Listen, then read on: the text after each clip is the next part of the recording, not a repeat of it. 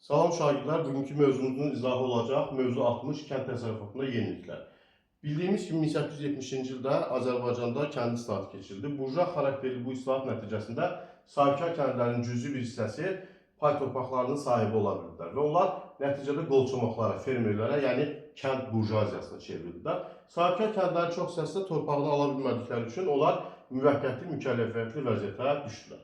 Həmin müvəqqəti mükəlləfiyyətli vəziyyətdə olan kəndlər fabriklərə mövsümü işləməyə gedirdilər, şəhərlərə gedirdilər və bu proses adlandı kasıbkarlıq. Sahibkar kəndlərindən fərqli olaraq dövlət kəndləri heç bir yere gedə bilməzdilər və onların köçmə hüququ 1853-cü il artıq ləğv edilmişdir.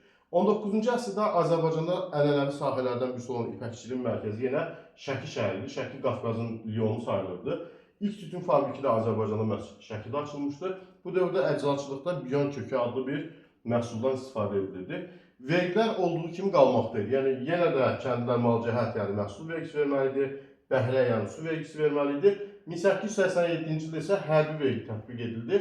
Hərbi vergi hərbi xidmətə getməmək qarşılığında alınırdı. Çünki ruslar Azərbaycan xalqına inanmadıqları üçün onların hərbi işçi bildiyini istəmədiklərinə görə onları hərbi xidmətə aparmırdılar. Müsəlmanlardan yalnız ali zadəgan təbəqəsinin nümayəndələri hərbi xidmətə çağırılırdı.